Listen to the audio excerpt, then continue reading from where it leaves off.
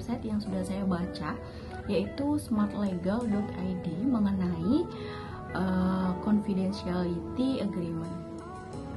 Mari kita bahas di video berikut.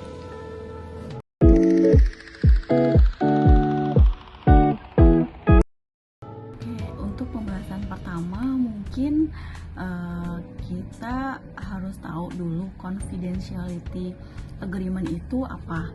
Nah, untuk confidentiality agreement itu harus dibuat secara detail dan jelas sehingga rahasia dagang dapat terlindungi dengan baik. Perjanjian kerahasiaan atau biasa disebut sebagai confidentiality agreement merupakan suatu perjanjian antara perusahaan dan karyawan. Confidentiality agreement bisa dijadikan satu dengan perjanjian kerja. Bisa juga dibuat terpisah menjadi suatu perjanjian tersendiri. Confidentiality agreement bahkan bisa dibuat berlaku meski telah terjadi PHK antara perusahaan dan karyawan. Pada dasarnya, perjanjian ini dibuat untuk melindungi kerahasiaan dari suatu perusahaan. Confidentiality agreement ada untuk mengikat karyawan agar tidak membocorkan rahasia yang ia peroleh karena jabatan dan pekerjaannya. Alangkah lebih baiknya memang confidentiality agreement dibuat secara khusus. Artinya, confidentiality agreement merupakan perjanjian tersendiri atau terpisah dari perjanjian kerja. Hal ini karena confidentiality agreement harus diatur secara lengkap agar rahasia dagang benar-benar terlindungi. Peraturan perundang-undangan sendiri tidak mengatur khusus mengenai confidentiality agreement, sehingga isinya diserahkan kepada masing-masing pihak.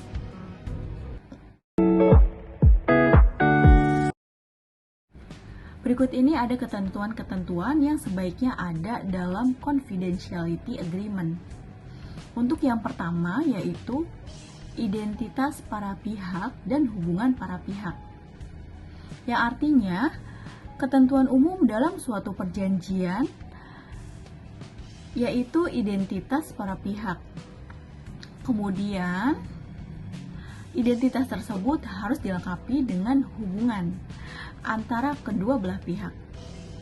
Khusus pihak karyawan harus dijelaskan secara cukup mendetail mengenai kedudukan, jabatannya, tugasnya, dan fungsinya. Sehingga bisa terlihat gambaran mengapa karyawan tersebut harus menandatangani confidentiality agreement.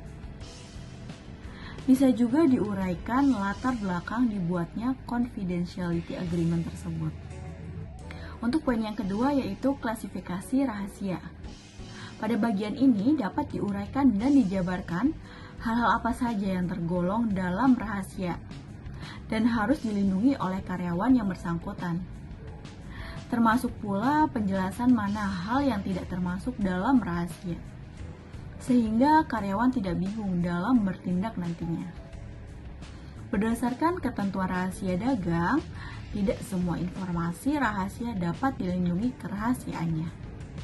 Ada beberapa kriteria agar informasi rahasia tersebut mendapat perlindungan, yaitu pada pasal 3 Undang-Undang Rahasia Dagang. Untuk isi pada pasal tersebut seperti memiliki sifat rahasia, kemudian memiliki nilai ekonomi, dijaga kerahasiaannya oleh pemilik rahasia. Kemudian untuk hak dan kewajiban para pihak, untuk hak dan kewajiban ini menjadi petunjuk arah dan batasan bagi masing-masing pihak, khususnya karyawan. Dalam memperlakukan rahasia yang ada, karyawan dapat mengerti apa yang boleh dan tidak boleh ia lakukan terhadap rahasia yang ia peroleh. Bagian ini juga dapat berisi bagaimana kewajiban melindungi kerahasiaan dan rahasia tersebut.